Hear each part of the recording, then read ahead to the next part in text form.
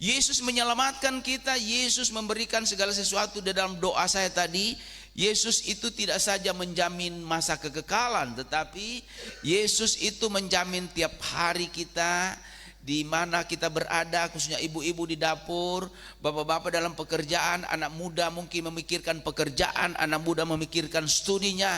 Di situ Yesus ada memberkati kita dalam pelayanan. Itu sebabnya semuanya itu kadangkala kita lihat di tahun ini orang mengatakan banyak kemustahilan, banyak katakan banyak yang ketidakmungkinan pasti di dalam Yesus. Karena itu kita lihat bagaimana cara menerobos kemustahilan, bagaimana kunci menerobos kemustahilan.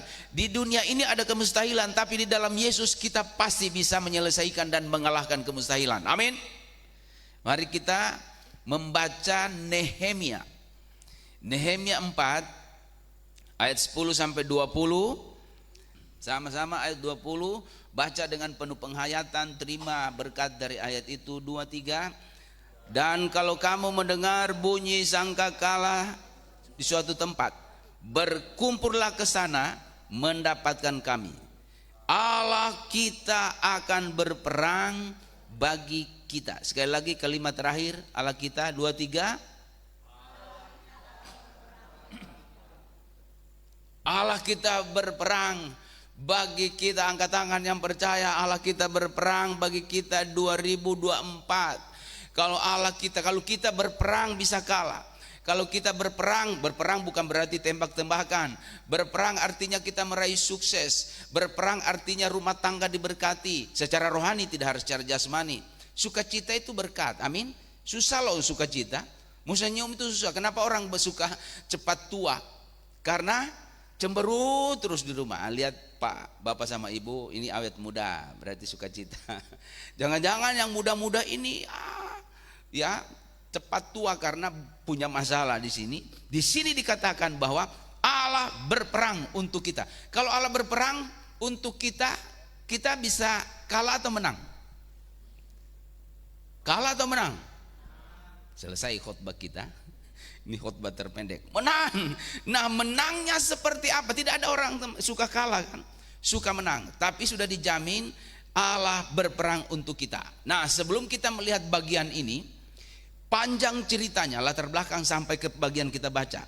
Tapi kita lihat sedikit saja. Nah, GBI Immanuel ya dilatih jangan hanya kita terima berkat secara lunak. Artinya ayat Alkitab menjadi rema. Berkat secara lunak artinya dibaca Alkitab lalu mendapat berkat itu rema namanya. Tapi dilatih kita diajar tentang melihat juga ajaran-ajaran doktrin dan pengajaran di dalam Alkitab. Nah, sebelum ayat ini ya, sebelum kita lihat bagian ini kurang lebih beberapa saat, kita melihat latar belakang kenapa sampai kepada Nehemia 4. Ya, kenapa sampai kepada Nehemia 4? Ini cerita Israel berarti. Israel itu waktu bangun kerajaan dimulai dengan siapa raja pertama Israel? Siapa jemaat? Ya, Saul. Tapi Saul tidak mantap kerajaannya karena bukan itu pilihan Tuhan, tapi kerajaan Israel yang dihitung secara permanen adalah kerajaan Daud dan Salomo. Nah, kerajaan itu sifatnya mono kingdom, artinya kerajaan satu aja itu kerajaan. Kerajaan itu terus tadi Pak Herman bersaksi menyebut kerajaan 1000 tahun. Ini bukan khotbahnya, ini latar belakangnya. Latar belakang berbau doktrin. Ya, sekali-sekali kita belajar doktrin. Amin, amin jemaat. Ya, jemaat yang ada juga di luar lagi pemirsa atau pengikut program ini di FB, di YouTube, di mana saja, ya. Jadi, kerajaan pertama Israel dalam arti kerajaan yang sungguh-sungguh dari Tuhan, kerajaan Daud dan juga Salomo, dan itu menjadi tipologi kerajaan 1000 tahun nanti dalam kekekalan Yesus yang memimpin. Nah, kerajaan Salomo dan Daud tadi, khususnya Salomo, tunggal. Tapi dipimpin oleh Salomo, seharusnya dia menjaga kerajaan itu jangan pecah. Kemudian dalam perjalanan, ini kerajaan dibangun tahun 1000, lalu tahun 931 Salomo membuat kejahatan. Apa kejahatan Salomo? Banyak kejahatan. Kejahatan yang menonjol apa? Masa tidak tahu. Siapa yang bisa dapat? Ambil di sini CP. Ya, kejahatannya apa? Beristri banyak. Berapa istri yang sah Salomo? Satu saja. Jadi dia menyakiti hati Tuhan dengan mengambil perempuan 999. Ini kejahatan. Itu kejahatan pertama. Bayangkan siapa yang punya istri. Yang di FB ada enggak suami punya istri 999?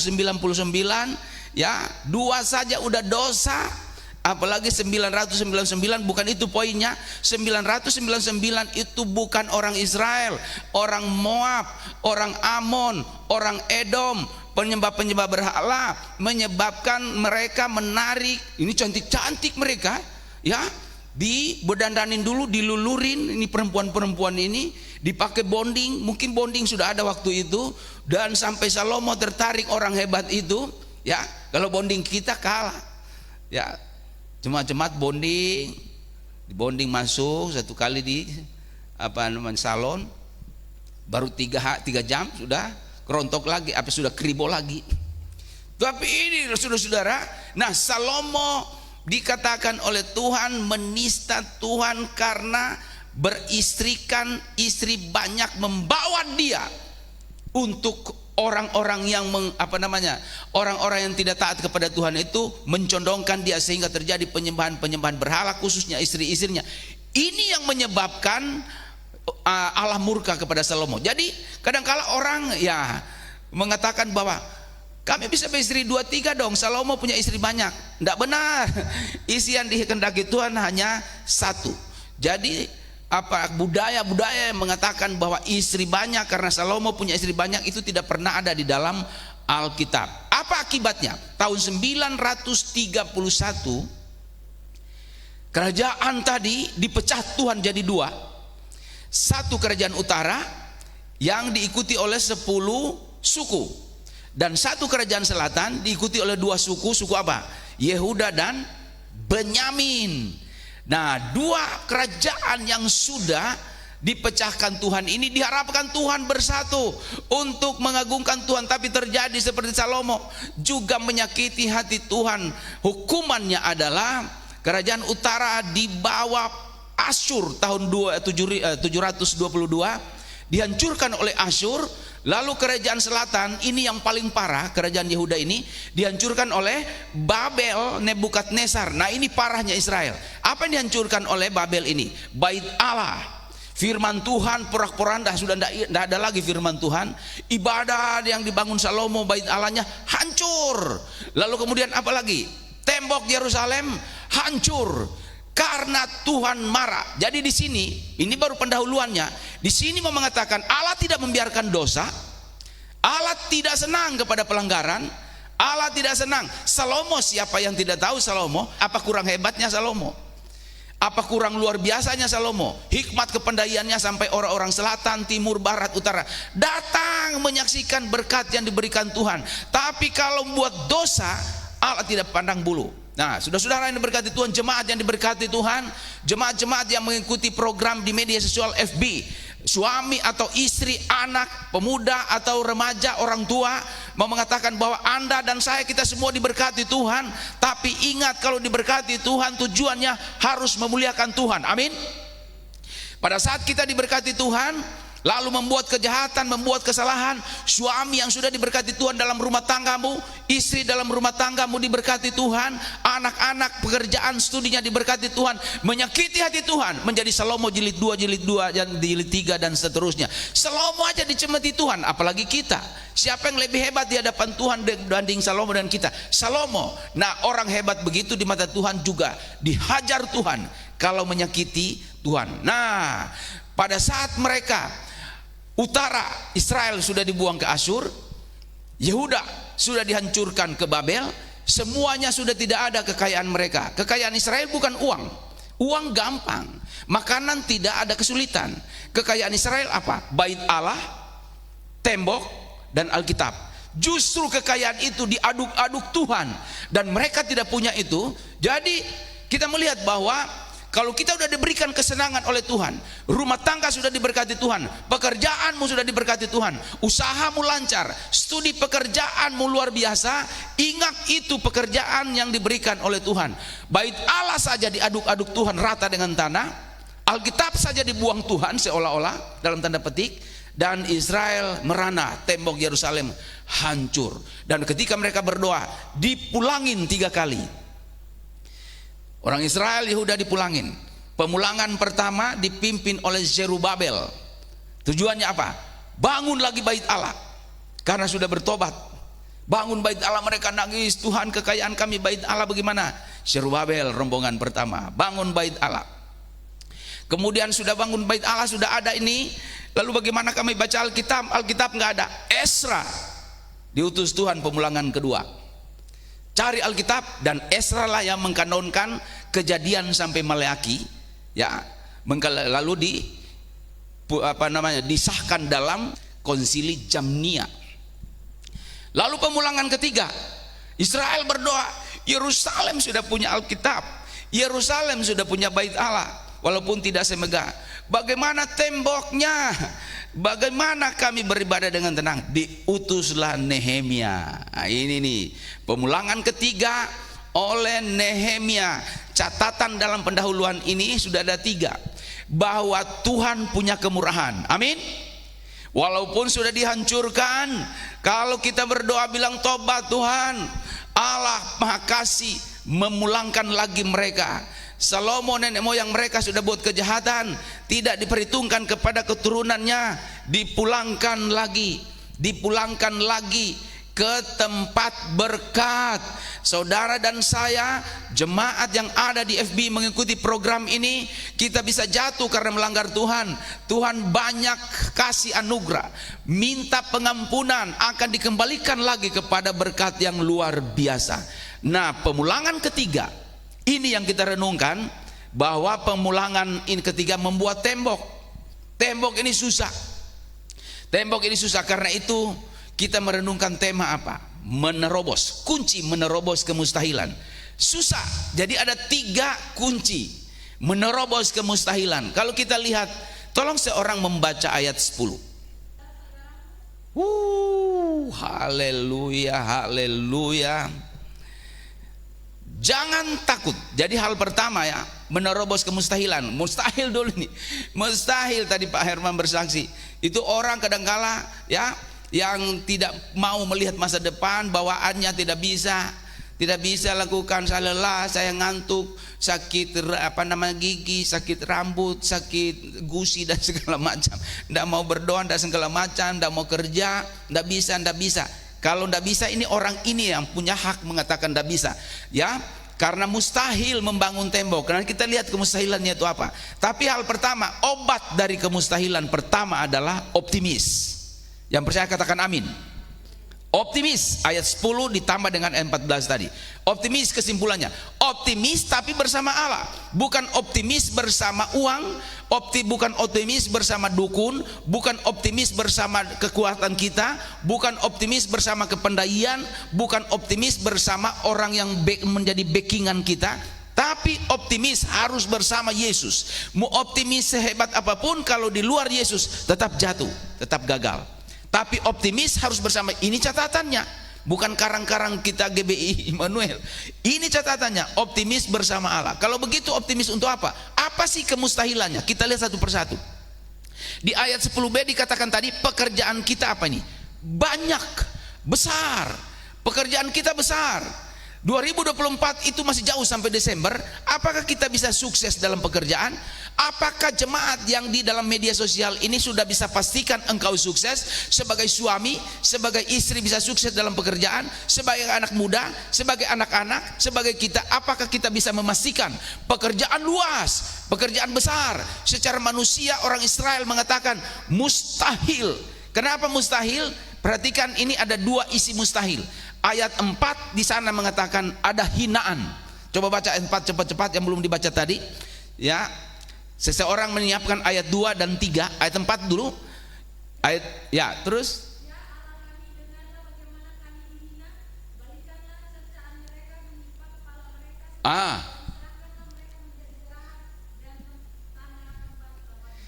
Pekerjaan besar, sudah bekerja besar, penuh hinaan. Dihina. Apa hinaan mereka ini? Ayat 2 bilang apa? Orang lemah. Ya, lihat aja di situ ayat 2. Orang lemah, ya orang Israel itu orang lemah, tidak bisa bikin apa-apa. Kadang-kala ada orang menghina kita, ya jemaat-jemaat yang dari daerah, mungkin ada orang yang pandang mata, bukan lagi mata sebelah tapi mata seperempat. Ya apa bisa orang tuanya seperti itu? Apa bisa menyekolahkan anak sampai S1, S2, apalagi S3? Wong saya tahu kebunnya itu hanya ada 5 pohon singkong, lalu dimakan oleh hewan jadi tinggal 2. Apa bisa? Nih dihina nih. Lalu ayat 3 bilang apa? Coba baca ayat 3. Ada 2 isi hinaan. 1 dikatakan lemah, lalu kemudian ayat yang ketiga,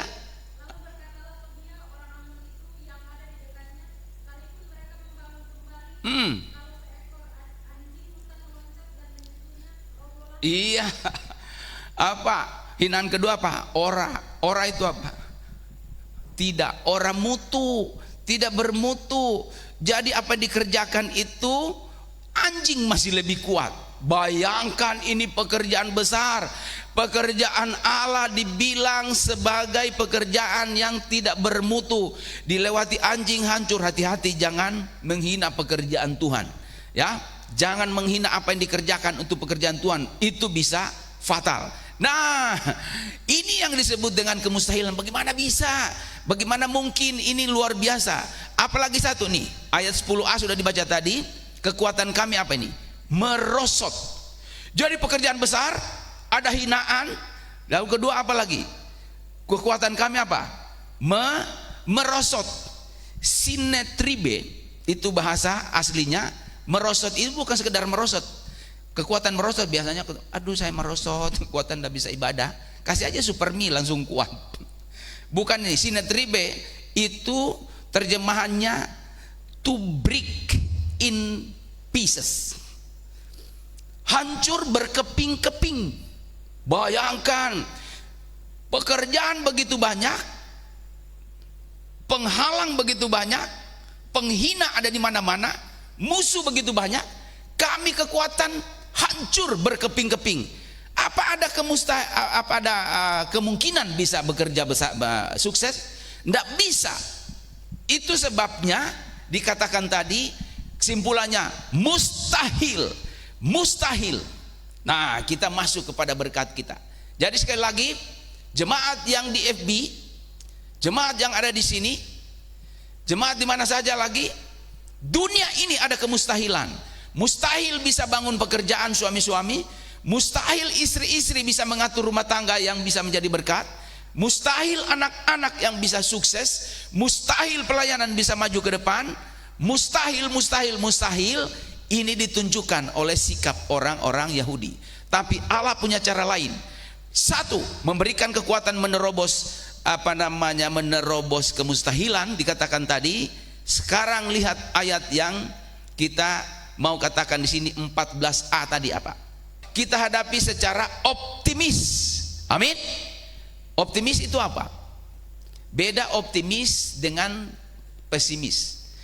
Orang yang pesimis selalu melihat hal-hal besar, melihat hal-hal kecil itu dibesar-besarkan sampai lebih dari kepalanya. Hal kecil, ini orang pesimis, dibesar-besarkan, lalu kemudian waduh itu besar. Ilustrasinya waktu diutuslah 12 pengintai, 10 orang bilang, oh waduh luar biasa, kita akan jadi seperti semut. Besar-besar mereka di sana. Orang pesimis. Jadi sekali lagi, orang pesimis itu tidak ada dalam daftar Alkitab. Alkitab tidak mengajarkan ada orang pesimis. Anak Tuhan tidak pernah dihimbau untuk pesimis. Nggak ada. Orang pesimis sekali lagi membesarkan hal-hal kecil, lalu menaruhnya di atas kepala, kemudian dia mengatakan bahwa tidak bisa, tidak mungkin, kami tidak mau kerja, tidak mau maju, malas, tidur, gagal. Itu orang pesimis. Tapi orang optimis adalah orang yang melihat sesuatu yang besar tapi dibuat kecil. Dibuat kecil, orang besar dibuat kecil. Seperti Kaleb dan Yosua. Yang besar mereka buat kecil. Ditanya oleh Musa, bagaimana? Orang di sana kita akan bikin ongol-ongol, tapi tidak ada ongol-ongol di Alkitab, hanya bahasa aja. Kita aduk-aduk mereka di sana. Besar memang orang enak, ya raksasa semua. Tapi ini orang optimis. Orang raksasa semua, panglima Filistin atau orang musuh di sana, dibilang kecil Musa. Ini orang optimis. Jadi orang optimis hanya ada di dalam Alkitab. Saya mau ngasih tahu lagi. Orang optimis, kita ini jemaat dari kampung. Saya sudah saksikan berkali-kali. Saya ini bisa menjadi apa? Kok bisa jadi pendeta? Saya melihat masa depan bersama Tuhan. Kekurangan orang tua, itu kesulitan. Apalagi kekurangan latar belakang, kekurangan kepandaian dan segala macam. Saya ramu itu menjadi suatu keunggulan. Dan Tuhan bisa berkati. Itu tuh orang optimis. Melihat sesuatu yang besar dibuat kecil, lalu ditaruh di telapak kakinya, lalu dia bekerja keras. Dia mengatakan bisa, dia mengatakan aku berjuang, sukses. Dan kalau kita melakukan itu, orang-orang percaya, anak-anak Tuhan di dalam Tuhan, tidak ada pesimis, hanya ada optimis. Amin. Nah sekali lagi, orang optimis, GBI Immanuel optimis, jemaat di FB optimis, jemaat suami optimis, istri optimis, anak-anak optimis akan mengatakan 2024 ada banyak masalah. Masalah besar akan diaduk-aduk menjadi persoalan kecil, dan bekerja keras dan sampai kepada tujuan akhirnya bersama Yesus kita akan menang bahkan lebih daripada pemenang, dan mengalahkan persoalan besar menjadi sukses oleh karena Yesus. Yang percaya katakan amin, tepuk tangan bagi Tuhan. Ini senjata pertama bagi kita untuk mengarungi. Masih ada berapa bulan lagi? 11 bulan. 11 bulan. Kalau kita pesimis, ya aduh, tidak bisa kuliah Pak, papa saya sakit, mama saya sakit, padahal nggak sakit. Saya mau pulang aja Pak, karena papa mama sakit. Nggak sakit. Setelah pulang benaran, sampai di sana memang betul mama sakit, tiba-tiba sakit. Kapan sakit Mak? Ketika kau turun dari pesawat di bandara. Tadinya nggak sakit. Waduh, salah saya Tuhan. Karena itu orang pesimis. Tapi optimis, walaupun mamanya sekarat, Mia tadi ya, sudah mau tadi diantara pesimis dan optimis. Jadi PO, pesimis dan optimis. Kalau mama saya sakit ginjal di mana-mana susah tertolong, saya tidak mau kuliah Tuhan, mau nikah aja. Enggak akan begitu kan? Enggak begitu. Tapi mengatakan sukses. Itu orang optimis. Nah, jemaat mengajarkan, Tuhan mengajarkan kita jemaat harus optimis. Sekali lagi, optimis itu melihat batu besar dikira es batu. Kalau es batu jadi campur jadi es buah. Tapi orang pesimis melihat es batu seperti karang, batu karang gede, tidak bisa diterobos, malas. Tidak, jangan mengharapkan ayat tadi berlaku lebih daripada pemenang. Nah, kita lihat di sini bahwa jangan takut. Ini ayat 14 yang sudah dibaca tadi. Tunjukin lagi ayat 14. Ini ya. Ini Nehemia 4 ayat 14. Kepada Tuhan yang maha besar. Nah, ini dia. Jangan kamu takut terhadap mereka. Ini yang dicari. Sudah tadi? Sama-sama baca? Jangan. Mana jangan kamu takut tadi? Sama, ingatlah kepada Tuhan yang maha besar dan apa ini? Dahsyat. Tuhan, ini di tengah-tengah kesulitan tadi udah dijabarkan kemustahilan. Di tengah-tengah kemustahilan, di tengah-tengah banyak musuh, di tengah-tengah pekerjaan berat, apalagi di tengah-tengah tenaga kami sudah apa dibilang tadi? Hancur berkeping-keping. Kalau hancur berkeping-keping, mau belajar aja susah. Ya, mau lihat duit aja susah. 5.000 nggak selera. 10.000 nggak selera. 20.000 nggak selera. Giliran biru dan merah dikibas-kibas, bangkit. Nah, itu berarti dosa. Berkeping-keping. Tapi dikatakan oleh firman Tuhan, yang pertama katakan tadi maju, yang kedua apa? Beriman, berharap. Kenapa? Karena Allah kita adalah Allah yang apa? Dahsyat. Kalau Allah dahsyat mendorong kita, pertama sebelum kita terima berkat. Kalau Allah dahsyat mendorong kita melayani secara dahsyat. Amin.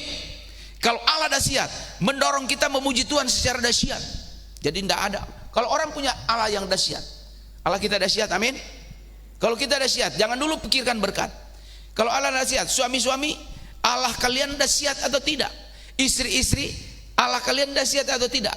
Kalau kalian dan saya, kita semua mengatakan Allah itu dahsyat, memuji Tuhan dan tidak pernah ada begini, memuliakan Tuhan tidak pernah ada ngantuk-ngantuk, ke gereja tidak pernah ada orang tidur, di gereja tidak pernah ada orang ngerumpi bicarakan kejahatan orang lain.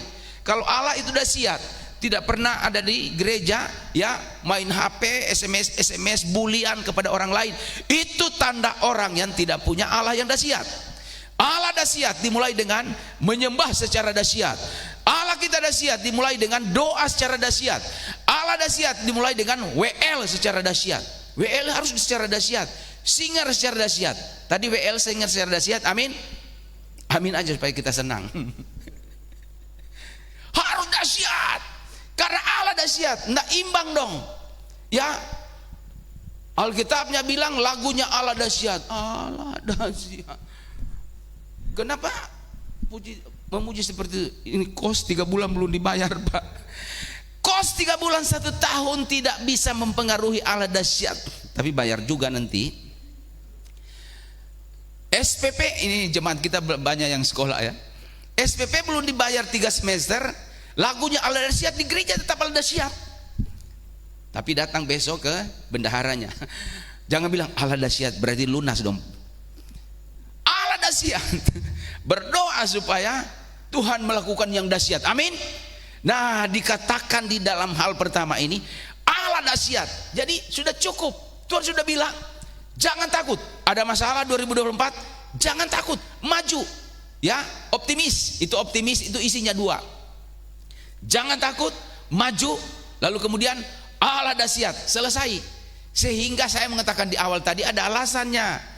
Ada alasannya kenapa suami-suami Kristen, istri-istri Kristen, anak-anak Tuhan, anak muda Kristen tidak ada kamus pesimis.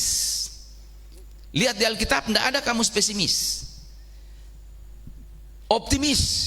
Abraham sampai mati belum ada satu doanya tidak dijawab Tuhan. Merindukan kedatangan kota yang dibuat dari sorga. Kota apa ini? Yerusalem baru. Dia tahu bahwa ada Yerusalem baru, sampai mati tidak dikasih Tuhan. Nanti akan ketemu di sana. Optimis, optimis. Mau memancung anaknya dari rumah, kepalanya Ishak dari rumah, tapi dia optimis. Kalau Tuhan kehendaki dipancung, berarti Tuhan dimuliakan.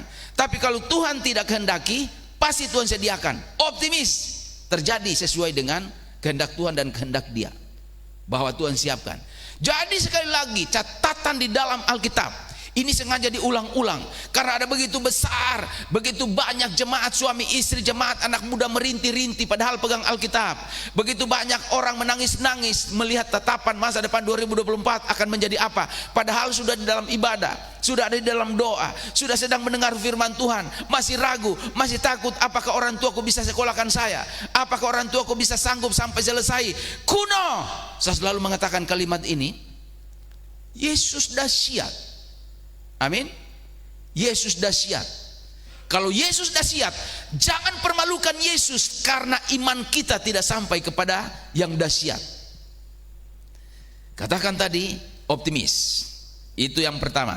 Yang kedua 16 sampai 20 tapi tidak usah dibaca sudah tadi. Apalagi selain optimis. Jadi tidak saja optimis. Yang kedua adalah kerja keras. Ya. Ayat 17, boleh dibaca ayat 17. Nih ayat 17 mana? Ada yang bisa membaca, membantu kita? Ayat 17. Jemaat juga di media sosial boleh ikuti. Ayat 17 kita sama-sama ya. Yang di media sosial juga baca sama-sama. 2, 3. Yang membangun di tembok, orang-orang yang memikul dan mengangkut, melakukan pekerjaannya dengan satu tangan dan dengan tangan yang lain. Mereka memegang apa? senjata. Kerja keras. Pernah lihat orang begini dan pernah mengalami? Kita tidak bakal mengalami sampai Yesus datang kedua kali, kemungkinan besar. Satu pegang gerobak semen, batu, satu pegang tembok. Beda dengan sementara belajar, satu pegang buku, lalu tangan kiri pegang Supermi Jumbo. Tidak bakalan jadi. Ini kerja keras. Nah, 3 karakter kerja keras itu ayat 17 satu. Maksimalkan kekuatan kita. Ada 3 karakter orang pekerja keras. Mau siap jemaat GBI Immanuel? Mau siap jemaat yang di FB, di media sosial? Kerja keras 2024 tidak cukup optimis. Istri-istri mau sukses tidak cukup optimis. Suami-suami yang mau diberkati pekerjaan usahanya tidak cukup optimis. Anak-anak muda yang merindukan pekerjaan besar, berkat besar ke depan tidak cukup optimis. Yang kedua adalah kita harus kerja keras, berkeringat. Dikatakan tadi bahwa harus lihat masa depan. Di sini ketemu ayatnya. Kerja keras luar biasa. Jadi melihat masalah. Melihat masalah. Apa masalah kita? Apa masalah Bapak Ibu jemaat di luar jemaat ini, maksudnya di media sosial? Ada masalah, pasti ada masalah. Hadapi dengan niat kerja keras. Niat kerja keras apa? Maksimalkan kekuatan.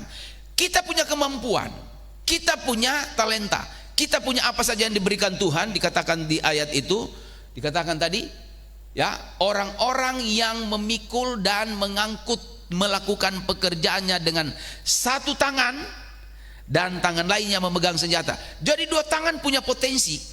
Satu menyelesaikan persoalan, satu maju. Jangan dua-duanya selesaikan persoalan. Artinya dua-duanya pegang senjata lalu tidak kerja. Kalau 2 tangan pegang senjata lalu tidak kerja, bisa kebangun nggak tembok? Enggak. Kalau dua-duanya bangun lalu senjata tidak ada, bisa kebangun? Kalau ada musuh hancur. Jadi potensi dikerahkan semuanya. Ini berarti apa? Potensi kita ya digunakan secara maksimal, sehingga ketemu lagi dengan hal pertama, dengan optimis. Orang yang kerja keras tidak pernah katakan saya banyak tugas.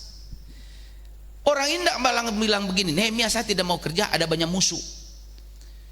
Ada banyak musuh. Nehemia bilang, mana musuh? Ada. Satu senjata pegang tangan kanan atau tangan kiri, satu pegang gerobak, satu pegang semen, satu pegang batu. Apa bisa seperti itu? Ternyata Allah Alkitab melatih orang kerja keras. Amin. Allah tidak pernah, Alkitab tidak pernah melatih orang malas. Sebab itu orang malas tidak ada di catatan firman Tuhan. Sukses bukan duduk-duduk aja, tapi sukses adalah kerahkan semua potensi kita. Potensi untuk menghadapi persoalan, potensi untuk bekerja. Kalau itu dilakukan, nanti kita lihat hasilnya luar biasa. Jadi maksimalkan kekuatan kita. Hai suami-suami, engkau kerjaanmu hanya ngomel pada istri lalu merokok mabuk. Anda dan saya kalau seperti itu tidak akan melihat masa depan yang luar biasa. Istri-istri hanya ngomel kepada suami, orang tua, anak mengomel pada orang tua, lalu orang tua selalu memusuhi anak, ya, tidak menggerakkan sesuatu yang diberikan Tuhan, potensi kita untuk melihat masa depan, memikirkan bagaimana anak bisa jadi manusia, memikirkan bagaimana pekerjaan bisa mempermuliakan Tuhan, memikirkan bagaimana rumah tangga supaya menjadi berkat bagi orang lain, tidak menjadi batu sandungan. Di sini dikatakan bahwa maksimalkan kekuatan kita. Lalu yang kedua apa? Ciri kedua dari kerja keras apa? 18 ayat 18 sekarang. Ayat 18. Ayo sama-sama kita baca. Setiap orang yang membangun pekerja dengan berikatkan pedang pada pinggangnya, dan di sampingku berdiri peniup sangkakala. Ada ibadah, ada pedang. Ini apa maksudnya nih? Bertanggung jawab. Orang Israel dilatih, aku walaupun aku mati di sini. Nih lihat nih karakter ini. Ini karakter orang percaya anak Tuhan. Walaupun aku mati di sini, yang penting saya harus selesaikan tembok. Wow. Walaupun aku hancur di sini, aku tidak akan mundur. Jadi jangan cengeng. Menjadi orang percaya, melayani jangan cengeng. Ya, disuruh pergi misalnya kecilitan, menginjil dong. Sepatu saya ini lagi agak goyang sedikit. Bolong kaos kaki, bolong sepatu, cengeng. Dikatakan di sini, ini ayatnya, berikatkan pedang, kalau toh mati, mati aku, kata orang Israel. Yang penting rencana Allah, tembok terbangun. Ini orang bertanggung jawab. Jangan lari dari pelayanan. Lari dari pelayanan, orang tidak punya tanggung jawab. Jangan harap berkatnya ada. Selesaikan tanggung jawab, selesaikan pekerjaan. Itu baru anak Tuhan. Jadi lari dari tanggung jawab, lari dari pekerjaan besar, ini nih ayatnya ini. Itu bukan ciri anak Tuhan yang diberkati. Anak Tuhan yang diberkati adalah selesaikan pekerjaan untuk pekerjaan yang hebat. Suami yang diberkati bertanggung jawab pada rumah tangga. Istri yang diberkati bertanggung jawab atas keharmonisan rumah tangga. Anak yang diberkati bertanggung jawab untuk mengangkat nama orang tua. Ini yang disebut dengan orang-orang yang luar biasa. Dan isi ketiga dari kerja keras itu di ayat 19. Baca ayat 19 lagi. Dikatakan apa? Berkatalah aku kepada para pemuka dan para penguasa dan kepada orang-orang yang lain, pekerjaan ini besar dan luas, dan kita apa ini? Terpencar pada tembok, yang satu jauh daripada yang lain. Lalu ada ayat enggak seterusnya mengatakan begini, Nehemia, kalau begitu mari kita pulang, karena pekerjaan ini masih besar, terpencar, kita terpencar di mana-mana. Firman Tuhan tidak bilang mari kita bubar, enggak. Dan yang ketiga isi kerja keras apa? Komitmen. Komitmen. Apa itu komitmen? Komitmen adalah tekad, mengikat diri dengan tekad untuk melakukan pekerjaan yang diberikan sampai Tuhan dipermuliakan. Amin. Kalau menikah itu ada komitmen kan? Minggu lalu beberapa minggu lalu ya, kita menikahkan jemaat kita di sini. Komitmennya apa? Jawabannya ya, dengan segenap hati. Nanti realisasinya seperti apa? Itu nanti dicari Tuhan. Ya, iya dengan segenap. Itu komitmen. Misalnya Joni, bersediakah engkau mengambil Eva, baik dalam keadaan cantik maupun sudah peot? Apakah jawabmu Joni? Nggak ada orang kalau udah pernikahan pertanyaan begitu sudah peot. Kok ada peotnya? Ya, nggak ada orang langsung Joni. Ya kira-kira dong Pak Pendeta. Ya kalau sudah peot dia tinggalin. Nggak ada, bisa dibatalin pernikahan. Nanti dia berdoa sendiri, Tuhan jangan sampai peot istri saya ini, jangan sampai saya tidak setia dengan komitmen saya. Lalu kemudian Jenny, apakah kau mengambil Asep sebagai suami dalam keadaan banyak uang maupun dalam keadaan sudah ngutang-ngutang terus di warung? Si Jenny tidak bilang kalau sudah ngutang-ngutang saya tinggalin dia Pak Pendeta. Nggak bisa. Mau ngutang atau tidak mengutang, komitmennya ya dengan segenap hati. Orang Israel bilang mau jadi ongol-ongol pun, kalau bahasa orang Sulawesi Utara, saya tidak bisa tinggalin pekerjaan Tuhan. Isi dari kerja keras. Barangkali saudara mengatakan saya pekerja keras belum dicoba, bro. Saya pekerja keras belum dicoba, sis. Pekerja keras, bilang apa tadi? Kerahkan komitmen kita. Kedua, bertanggung jawab. Dan ketiga, ada komitmen, baru terlihat hasilnya.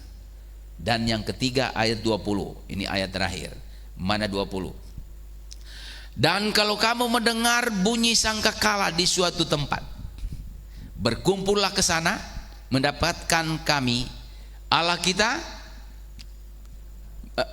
apa? Akan berperang untuk kita. Coba tepuk tangan dulu. Allah kita berperang untuk kita. Wow, haleluya, puji Tuhan. Mungkin saudara dan saya barangkali ya, jemaat yang ada suami atau istri di media sosial punya banyak masalah, bagaimana supaya anak ini bisa studinya bagus, bisa selesai, dan tidak ada duit dan segala macam, banyak tunggakan, banyak ini dan seterusnya, tidak ada lagi yang bisa menyelesaikannya. Tiba-tiba ada pemerintah, ada pengusaha katakan, tenang, semuanya sudah diselesaikan pakai anggaran daerah atau anggaran pusat. APBD atau BPN. Selesai semua. Wah, haleluya, 45 kali. Tapi firman Tuhan berkata hari sebelum ke firman Tuhan, tadi dari penyelesaian figur-figur tadi, nyaman kan kita kalau diselesaikan? Coba angkat tangan yang ada tunggakan di warung, atau jangan angkat tangan, nanti ketahuan. Tiba-tiba orang yang punya kita nunggak itu datang, semuanya sudah diputihkan. Haleluya, puji Tuhan, diputihkan. Dan saya mau katakan, dan firman Tuhan mengatakan, yang datang pagi ini yang menjamin bukan pemerintah, bukan pengusaha, bukan pemilik warung, bukan pemilik siapa di mana kita punya tunggakan. Yang mengatakan hari ini adalah firman Tuhan, mengatakan bahwa Allah akan menyelesaikan atau berperang menyelesaikan persoalan kita. Tepuk tangan bagi Tuhan. Allah akan menyelesaikan persoalan kita. Dan kalau ada di dalam juga kitab Keluaran ayat 14 sampai pasal 14 sama. Allah berperang untuk kita, dan kamu apa? Kalimat berikut, diam saja. Begitu luar biasanya Tuhan itu. Sudah dia berperang, disuruh kita diam. Diam berarti bukan tidur, diam menyaksikan kemuliaannya. Diam berarti mengagungkan dia. Diam berarti melihat kedahsyatannya. Alkitab belum pernah menulis hai orang percaya, diterjemahkan hai jemaat, kasihan kalian ini, jangan kalian berharap kepadaku, persoalanmu itu berat, tidak bisa diselesaikan. Tidak ada isi Alkitab begitu. Tapi di tengah-tengah kemustahilan tadi, firman Tuhan berkata, maju, tenang, kerja keras, terus ingat Allah berperang untuk kita. Amin. Maju jemaat GBI Immanuel 2024. Maju terus ibu-ibu, bapak-bapak, anak-anak di media sosial. Allah bekerja, Allah berperang untuk menyelesaikan persoalan kita di 2024 dan seterusnya. Amin. Dia berperang untuk kita dan terus melakukan segala sesuatu untuk hormat kemuliaan Tuhan. Jadi percaya kepada Tuhan, dia selesaikan. Ini ayatnya. Orang bilang begini, hati-hati pendeta, jangan khotbah mengiming-iming jemaat. Andalkan Tuhan, percaya Tuhan, maka Tuhan akan selesaikan. Ya, ini bukan iming-iming, ini fakta. Fakta dari Alkitab. Coba baca pasal 6 ayat 1. Cepat-cepat membacanya. Jadi yang dikatakan tadi, optimis, kerja keras. Lalu yang ketiga tadi apa? Andalkan Tuhan. Ayat 20 itu, andalkan Tuhan maka diberkati. Lalu orang bilang itu, jangan mengiming-iming jemaat. Ini bukan iming-iming. Mana? Pasal 6 ayat 1 ada di sini. Kita baca sama-sama 2, 3. Ketika Sanballat dan Tobia dan Gesem, orang Arab itu, dan musuh-musuh kami yang lain mendengar apa?